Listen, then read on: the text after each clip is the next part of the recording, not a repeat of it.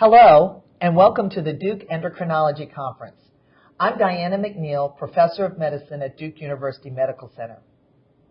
Today's program is titled Thyroid Medications, Cases of the Weak and Dizzies. And our distinguished guest is Dr. Jennifer Perkins, Assistant Professor of Medicine at the Duke University School of Medicine in Durham, North Carolina. Jennifer, thanks so much for joining us. Thank you. This is a fascinating topic, Jennifer. What can you tell us about the weak and dizzies and thyroid medication? Well, thyroid diseases have a plethora of symptoms that come along with them. Several are vague, and I thought we could present a few cases to kind of illustrate what physicians should be thinking of when patients come to you with a thyroid complaint. Some of the symptoms include things like feeling weak or feeling dizzy, and that's where I came up with the name of the topic and thought we could use some cases to illustrate that. Okay, let's start with the first one. The first case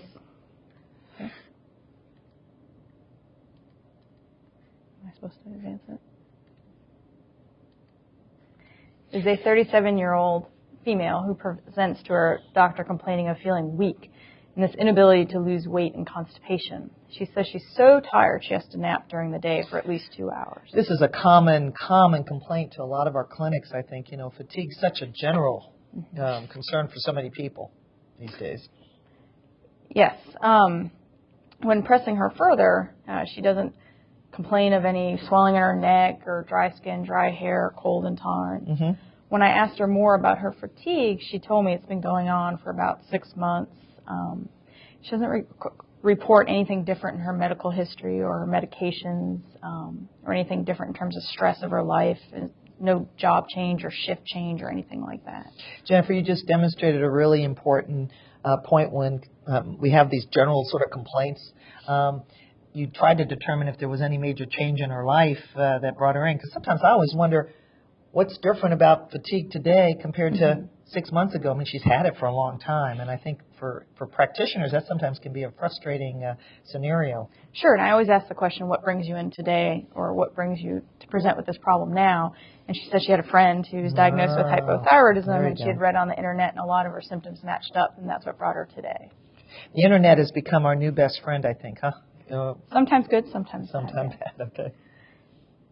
So when going through her past medical history, she does have a history of type 2 diabetes, but this is fairly well controlled. She has an A1C of about 7.2%. She has a history of hypertension and high cholesterol, and she's been overweight for quite some time. So when you're thinking about the differential diagnoses, which is always, I think, the first thing a lot of us consider when people come in with a general complaint, can you share with us how you think about diabetes playing into the diagnosis of fatigue? I mean, you said her hemoglobin A1C was 7.2. That doesn't sound so bad to me. No, and obviously poorly controlled diabetes and hyperglycemia can lead to fatigue, especially if you're up urinating and drinking a lot of fluids and just generalized fatigue. And then we talked about her other conditions.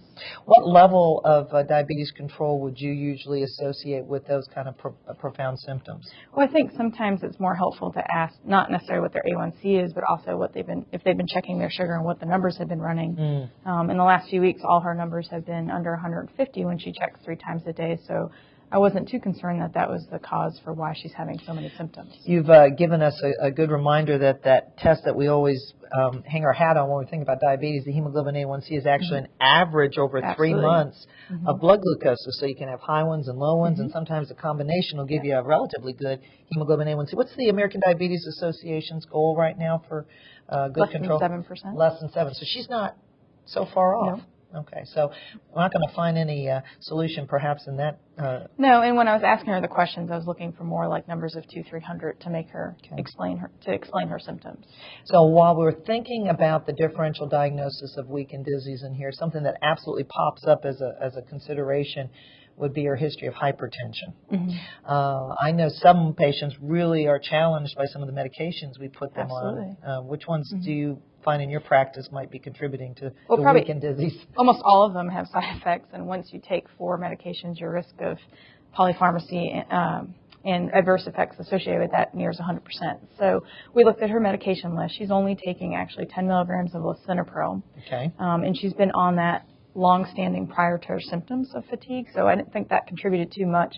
But I always look to make sure they're not on beta blockers, Are they, dehydrated from diuretics? Okay. Other medications that have very well-known side effects. Calcium channel blockers can cause fatigue. So, and I think a lot of us in this age of so much attention on obesity think about obesity as a health problem, but I'm not sure we've all thought about it as a risk factor for fatigue. Are there some associated medical problems that you were thinking of when you mentioned that? Or? Yes, and this is exactly where the history took us in this particular patient's case. Is I asked her more questions about her fatigue. For instance, sleep hygiene is obviously a big problem for most of the population, especially those of us who work, have a lot of caffeine and things like that. So I asked her about what time she goes to bed and what time she wakes up. Does she feel well rested when she wakes up in the morning? Does she wake up with a morning headache? Her husband was at the visit. I asked him if she snored. Oh. And he said she snores quite loudly. You sometimes get unusual answers when you Yes. ask that question. The patient often says, no, I don't snore, but the person who stays in bed with him says that. Yeah, that's right. So she complained about not feeling well rested. She actually went to bed and stayed in bed for a usual amount of time of 8 hours, but woke up feeling unrested, woke up with headaches, and snored very loudly, and actually woke up 2 or 3 times a night to urinate as well. And what does that suggest if we were thinking about a differential diagnosis? Sure, there are positive screening questions for sleep apnea. Sleep apnea. Common confounder when we're thinking about thyroid disease. Absolutely, I think So then what happened to her? Well, I looked at her, first we examined her, and she did not have a large goiter or any abnormal thyroid tests at all. She had a large thick neck with a small oropharynx. And we decided that we can get some labs to see if she does have a thyroid condition, but I was also concerned about sleep apnea with her positive screening questions. So we did order a sleep study. Her thyroid labs came back with a TSH of 2.53 and a free T4 of 0.96. So in this particular picture here, you've got an interesting photo. What is it of? Looks like a tongue to me. The one on the left or the one on the right? Both of them are. Okay. So the first one are the Mallampati classes, which is an ENT/anesthesia classification for how large the oropharynx is. And you can see as the numbers go up, you can see less and less of the back of the opening of the throat. And the person on the photo on the right side is a demonstration of about a class 3 because you can see the tonsillar pillars a little bit in the back. When I looked in the back of her throat, she clearly looked similar to the person in the picture. These pictures are taken off the internet, and this is not her particularly. But she had a small oropharynx opening, a large tongue that obscured the view of the posterior pharynx, and that's why I thought another tip that she may need a sleep study to look for sleep apnea. So you've just helped a lot of us tremendously. I think, number one, you reminded us that the exam still is important. Boy, are we telling people to remember that. You've mentioned a couple times that she didn't have a goiter. There are obviously some ways we examine patients for a goiter, and she didn't appear to have one. I think most of us might not have thought about sleep apnea right away, but then when we examined her, you're giving us some hints on how the exam can actually predict our need for further study, and I probably wouldn't have thought of that right off the bat. Well, so just to elaborate on that, when looking at her, she had a large, thick neck. So that's a risk factor. A neck greater than 18 inches, is a risk factor for sleep apnea. She had the small posterior pharynx, like I mentioned. Her thyroid was not enlarged, normal size, a little difficult to palpate due to a redundant adipose tissue in the front, but I didn't feel any nodules or anything that could suggest thyroid disease. When looking at her, I obviously look for a lot of things for thyroid disease. Inspection is key. She didn't have dry skin. She didn't have periorbital edema. She didn't have hoarse voice. She didn't have extremity swelling. Not that most of these aren't specific, but together they put together a picture of possible hypothyroidism, which is what she thought she may have. One of the things I think this case exemplifies very well is that patients often want a diagnosis when they're weak and dizzy. They know that something's not right. They're not sure exactly what it is. The list of things is humongous that can make you feel sort of poorly. And so thyroid disease, because it's received a lot of popular press, tends to be at the top of the list. But you're demonstrating for us beautifully that we need to think of some other things. So what do you do about this? Well, in this patient, I would not treat with a TSH of 2.53. I don't think there's any evidence that she would gain benefit from treating normal thyroid levels. But Dr. Perkins your patients are going to tell you that they want to try thyroid hormone. I think patients probably would benefit from some education about the risk Absolutely. of just taking some. So in her age group, this is a perfectly normal thyroid profile. So her and I discussed this. And when you treat someone without thyroid condition, you run the risk of overtreating them and making them hyperthyroid. Okay. And that carries a lot of risks, such as arrhythmias of the heart, such as atrial fibrillation, bone loss, weight loss. And it's just not good to take the thyroid outside of the range it's supposed to be in. And she actually easily accepted that answer and went on to have a sleep study and was found to have moderate sleep apnea. Back several decades ago, when we did not have as great insight into the harm of overtreating thyroid, I think a lot of practitioners probably responded to the weak and dizzy symptomatology by trying either natural thyroid hormone or some version of thyroxine. And now, years later, when they come to see endocrinologists, these patients have been on this thyroid replacement for decades, now with osteopenia or osteoporosis or AFib or a variety of things. Do you have any strategies on how you can assess that if you've got someone who's been on it for a long time and you're not really sure they need it? Sure. A lot of times these patients give you the hint that that may be the case when if you had the original labs, it's helpful to know. But if you don't have the original labs, they tend to be on very low doses for their body weight, like 25 or 50 micrograms, and they're obviously much more weight.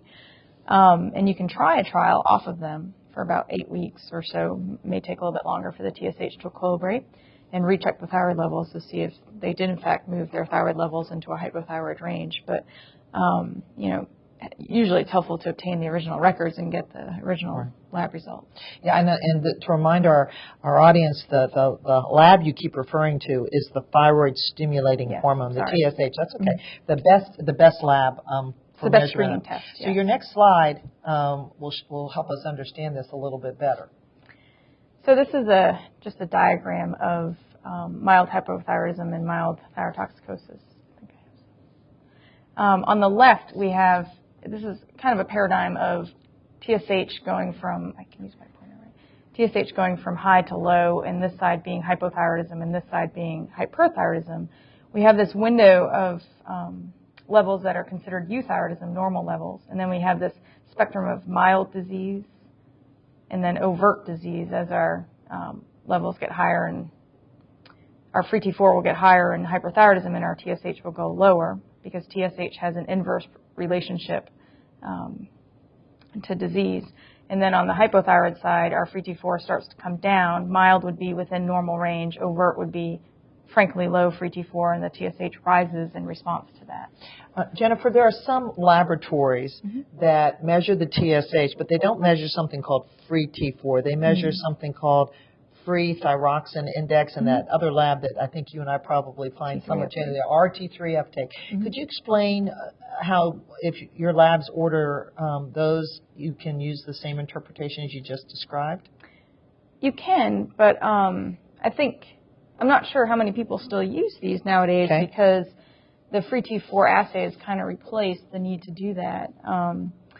And T3 uptakes, as well as thyroxine index. The thyroxine index is kind of a rough measure of what your free T4 is, and the T3 uptake is an older measurement.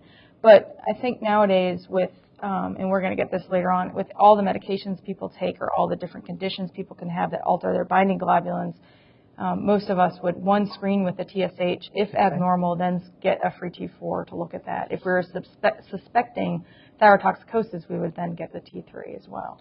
So the take-home message is start with the TSH, always go to the major hormone that's released from the thyroid gland, which would be the free T4, and then decide where on this diagram your patient may. Absolutely. Now, I would challenge that many of our patients with weak and dizzy are right in the middle there. Absolutely. So can you help me understand what mild means on both sides there? Is that something we treat, or? Mild, and there's lots and lots of different opinions in the literature of what these terms mean, but mild or subclinical disease is what we think of as the TSH is starting to change. So the TSH is starting to become slightly elevated, maybe in the 5 to 10 range, but the free T4 is still normal. Okay. And now I'm talking about mild hypothyroidism. When talking about mild hyperthyroidism, the TSH starts to fall, and it's suppressed, but the free T4 is still in the normal reference range. And then overt means that the free T4 is completely abnormal. So if I am listening to our conversation and I've got a patient with the weakened dizzies in front of us, when the labs reflect the mild changes, which are, again, TSH changes without free T4 changes, Correct. do you treat? That depends. Oh, okay. So you're going to tell us how? Yeah. Okay. That depends on your patient population. Depends on your patient population. And you're going to give us some hints on yes. that? Okay. Move to the next case. Move to the next case. So this is a 67-year-old, and this will be a good case to talk about that, who complains of palpitations and sometimes feeling dizzy when she stands.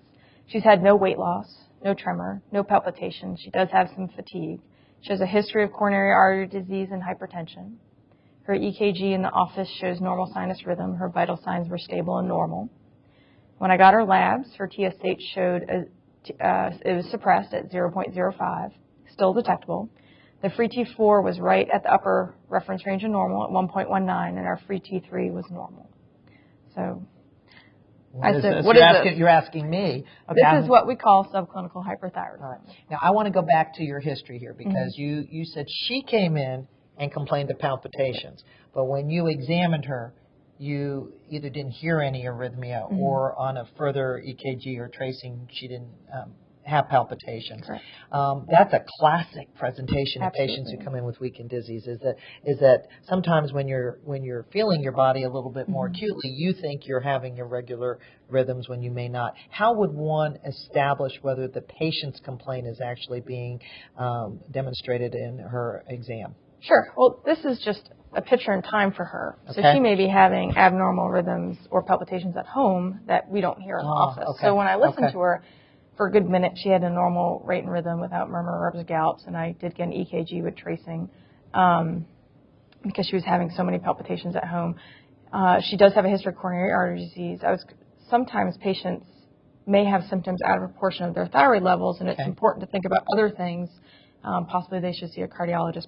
Possibly they should have Holter monitoring to look into why she has so many symptoms. Other things to look on exam for her when someone comes to you and you suspect they may be hyperthyroid is the opposite of what we were talking about before. They may have a tremor. Okay. They may have tachycardia, fast heart rate.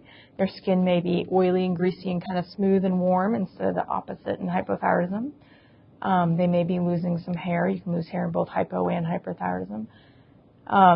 They often don't sit still in the office. They often don't. Yeah, They're very fidgety. Very fidgety while they're in the sometimes office. not always in the elderly population, although 67 is not that old. They can sometimes look apathetic and depressed. Actually, good point. That's a really good. So what you're teaching us and reminding us is you always need to listen to the patient. Absolutely. I think one of the things that can happen with the diagnosis of weakened dizzy is that once you establish that the labs are abnormal, you think the patient is okay. Yes. And I think you're pointing out in this example and in the previous case that you really have to always keep going back to the patient because usually there is something wrong. It might not be thyroid. Absolutely. It might be something else. Now, one thing I didn't mention about this patient is when I felt her thyroid, I thought she may have a nodule on one of the sides. It felt irregular and a little bit enlarged. Okay. So can you remind our audience how one examines the thyroid? Absolutely. So there is no consensus on which way to examine the patients. There's a rational clinical exam series from JAMA that talks about either an anterior or posterior approach. Some physicians use their fingers, some use their thumbs. Okay. So either standing behind the patient with your hands around the neck, palpating the thyroid, which you want to start at the substernal notch and go up to the thyroid cartilage, as most thyroids lie in between there. Or you can use an anterior approach and use your thumbs. Okay. Some of us go from the side and use our whole palm. Okay. Especially if you feel you have more tactile discrimination in your fingertips versus your thumb.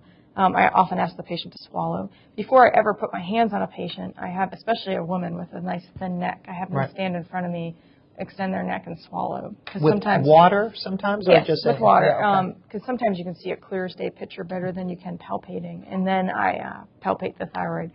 And again, ask them to swallow because sometimes if they have substantial inferior bulky thyroid, you'll feel it when it rises up.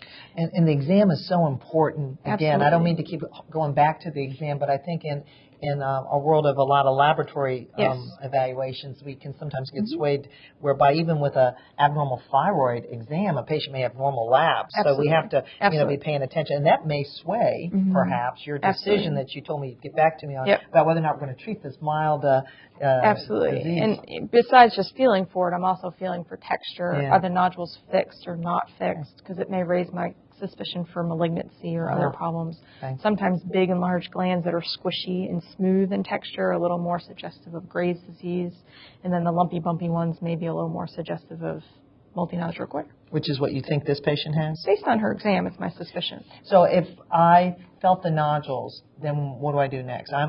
Do I refer to an endocrinologist? Do I send her to radiology? What do I do here? If you feel a nodule, it's certainly reasonable to get an ultrasound. Or we could also think about doing an uptake and scan to delineate whether her nodules are hot and cold. Okay. In this patient, you want to talk about this real quick? Yep. So before we move on to this patient, we'll talk about the causes of mild hypothyroidism and mild thyrotoxicosis. So again, mild hypothyroidism is where you start to see a elevated TSH but normal free T4 levels. This can be the beginning of an autoimmune thyroiditis. Okay. If you had previous thyroid surgeries, such as you had half your thyroid removed for benign multinodular goiter, that other gland may be having a hard time keeping up. If you had I-131 therapy in the past for, say, something like Graves' disease and hadn't become hypothyroid yet, this may be the start of it. In those patients who have hypothyroidism, primary hypothyroidism, they may be inadequately treated with thyroxine. And then central hypothyroidism, you tend to, this is a little caveat to this list, you tend to see a lower free T4, free T3 with an inappropriately normal TSH. I always teach if the free T4 and the TSH differences don't make sense, think pituitary. And usually you're right. Yes. Or you'll have non-thyroidal illness. Non-thyroidal illness, that's right. So mild thyrotoxicosis, where you have a suppressed TSH and a normal free T4, still a normal free T4, can be early Graves' disease or thyroiditis as well. You can have a nodular goiter with a hot nodule causing those labs to happen. Excessive thyroxine therapy can obviously do that as well. And then non-thyroidal illnesses. In any time of acute stress, such as sepsis, MI, hospitalization, surgery, you can get thyroid labs that just don't make sense. Usually the TSH is slightly low, and sometimes the free T4 is a little low as well, and the free T3 drops quite dramatically in times of illness sometimes. So when you define stress in this situation, you're not talking about an argument with your teenager. No. Or people come on all the time, I just had this large argument, I'm positive my thyroid labs are abnormal. That's not what you're talking about. No, I'm talking about severe physiologic stress. And also some patients are on very high doses of glucocorticoids, and that can also suppress the TSH as well. That's actually a very good point. We have a lot of patients sometimes who get treated for obstructive lung disease flares or some rheumatologic problems, and that can make the labs look abnormal. Absolutely. Also. You often see, and generally these TSHs aren't, less than 0.005. They're more in the 0.2, 0.1 range, not severely suppressed. So for a summary statement for our audience, if for most endocrinologists, we won't treat the hypothyroidism unless the TSH is over 10 in the face of a normal exam. And then for hyperthyroidism, you're saying that you might not treat unless the TSH is less than 0.00 something? I think, well, going back to the hypothyroidism, and I believe we'll discuss this later on, there are certain populations that would warrant treatment with that, such as women desiring fertility, and then that statement would be correct for the geriatric population and those with other contraindications to using thyroid hormones, such as coronary artery disease. In the mild thyrotoxicosis side, sometimes it would be okay to watch if, for instance, a young person with a TSH of 0.3, just below our reference range, with no organic disease in the thyroid that we can see, you may want to follow those labs for a little bit instead of jumping on treatment. In a 67-year-old like our patient, and let's go to the next slide. Well, we can talk about this. In a 67-year-old like our patient, we may want to consider treatment because she does have a history of coronary artery disease. She is having some symptoms which may or may not be attributable to her thyroid levels because they're not that off, and it certainly needs to be followed much more closely. Some of the physiologic consequences of mild hypothyroidism and mild hyperthyroidism.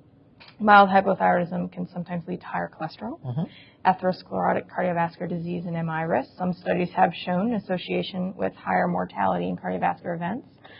Mild hypothyroidism has been clearly shown to have an increased miscarriage rate, especially in women with TPO antibody positive titers. What's a TPO antibody? Thyroid peroxidase antibodies. And that's what we check for Hashimoto's? Correct. Okay. It's just a generalized marker of autoimmune disease with the thyroid. All right. You can certainly, several studies have shown not only increased miscarriage risk, but poorer pregnancy outcome, poorer fetal outcome as well.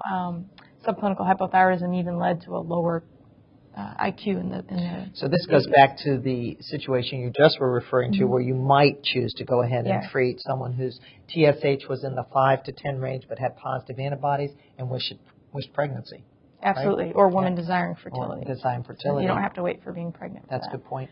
And then people who have had thyroid cancer, clearly we have different goals for their TSH, and their TSH often needs to be suppressed to not promote growth of that cancer or recurrence of that cancer. Okay. Consequences of mild hyperthyroidism, like we already hit on, was atrial fibrillation, bone loss, and increased CVD mortality. Okay, I want to pretend I'm either the anesthesiologist or the surgeon. Sure. It's the only time I'm going to pretend this. And I've got a patient who's got abnormal thyroid labs. If I'm going to take them to the operating room, what, as the endocrinology consultant, would you advise me to make sure their thyroid laboratories reflect before they are safely taken, based on what you just showed me about the consequences? We can talk about both sides of that coin. When you're hypothyroid, you often don't clear your anesthesia as well. It's often harder to wean from a vent, so it depends on the surgery and what you're doing. So obviously I would advise closer to normal thyroid levels would be advised prior to, especially an elective procedure. All right. Hyperthyroid, you run the risk of blood pressure control, stroke, and MI perioperatively as well. So if someone's very hyperthyroid, you would obviously want to control that prior to surgery. Okay. Did I hit him? You got it all. Okay. I'm ready to take the patient to surgery now. Okay. All right. So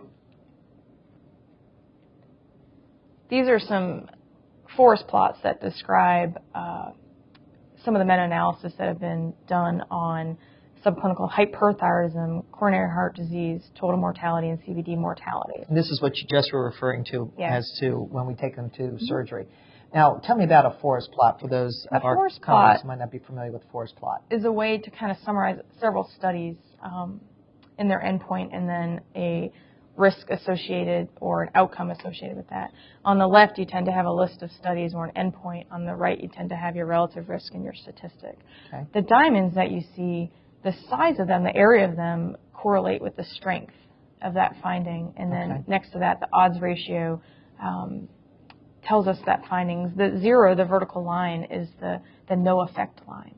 When our confidence rates pass 1, typically your significance is not valid. Okay.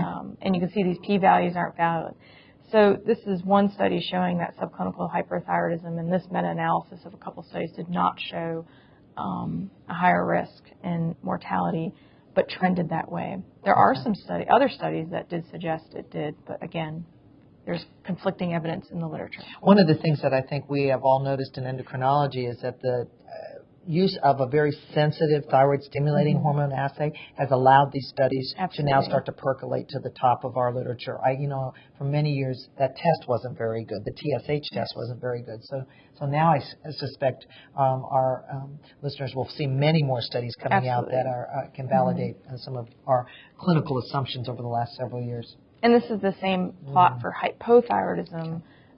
Again, trend towards higher mortality and CVD events, but not statistically significant. And the confidence interval crossed 1. Okay, very good. So finally, back to our 67-year-old lady with her suppressed TSH and high normal free T4. We did do an uptake and scan, and it showed a hot nodule. Yep, that's pretty obvious. It's pretty obvious. Yeah, pretty obvious. She actually has 2 hot nodules, and you can see a little bit of photopenia on the left side in the superior region, mid to superior region. So the question came up, would it be wrong, given that she's having some palpitations, has a high coronary vascular disease risk where she's already had CAD and hypertension, would it be wrong to try some low-dose methimazole? Because, again, when we talked about subclinical versus mild, this woman may have some symptoms associated with hyperthyroidism. You could treat her for a few weeks, bring her back, but I would monitor her closely and make sure you're not over-treating or under-treating. So to summarize, this woman had the weakened Dizzies, had palpitations, Yep. had an abnormal exam on her Correct. thyroid, and then had laboratories that were somewhat in the mild zone. Mild hypothyroidism. But because of your exam and her symptoms of weak and dizzy, you actually made a diagnosis of subclinical hyperthyroidism in a multinodular gland, and you're going to treat her and hopefully get rid of the weak and dizzies. Yeah, and I think also at her age, she's at certainly a higher risk category with her comorbidities and the fact that she's at higher risk for atrial fibrillation and bone loss given her age and postmenopausal status. Okay, so case 3, why isn't my thyroid hormone medication working? We certainly see this a lot as well. This is a 43-year-old female with a long-standing history of primary hypothyroidism. She's been on 112 micrograms of levothyroxine for 6 months. She complains her dose is fluctuated and she still feels bad. She endorses fatigue, inability to lose weight, constipation, dry skin, hair loss. She has a past medical history substantial for the hypothyroidism we already discussed and vitamin D deficiency. Her labs 3 months ago that she brought in to me showed a TSH of 1.23, which is normal, a free T4, which is normal at 0.99.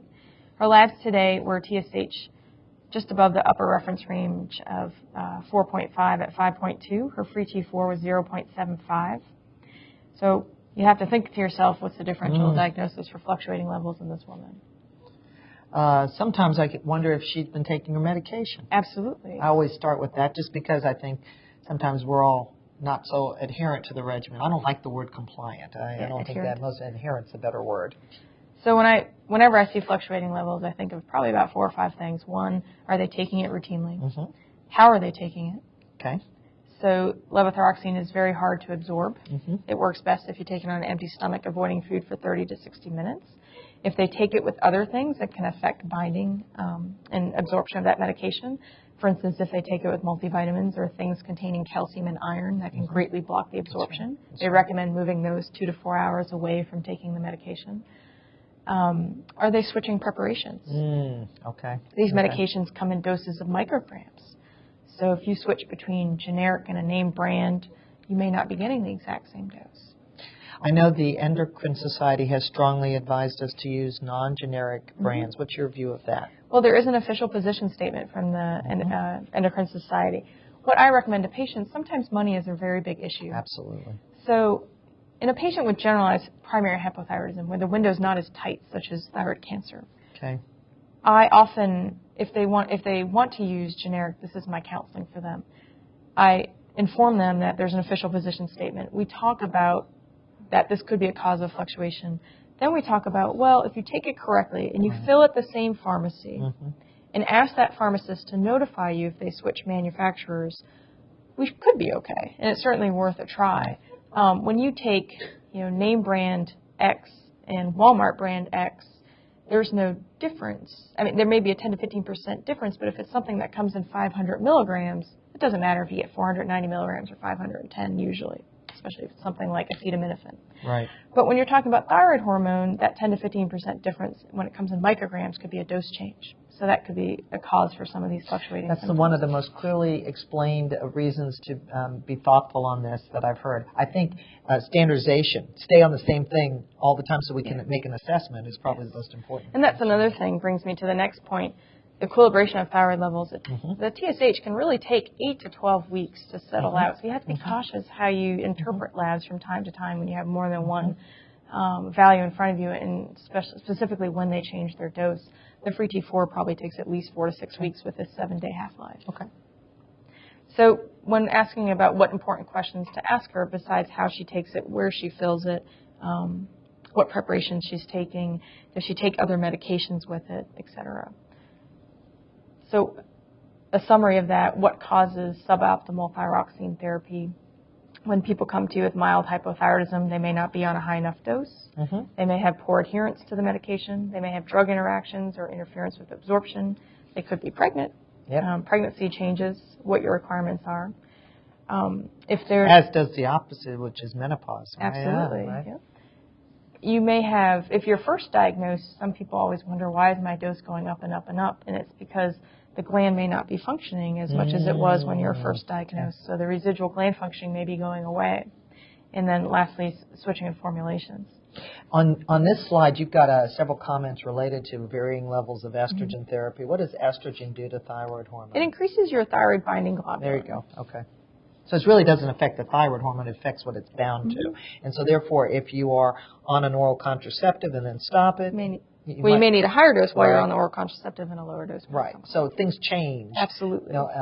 If you stop making estrogen or taking estrogen. Yes. All right. Yeah. Or if you make too much estrogen, which is what might happen when you're pregnant. Yes.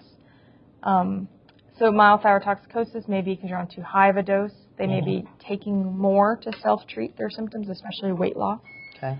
That's something to always consider. May I have your attention, please? We're testing the fire alarm system. Please disregard all tones, messages, and flashing lights. May I have your attention, please? We're testing the fire alarm system. Please disregard all tones, messages, and flashing lights. Can you start over at the beginning of that slide? Seriously? The beginning of the other slide. Yeah. Or can we, or just go on? Yeah, right where you were. Okay.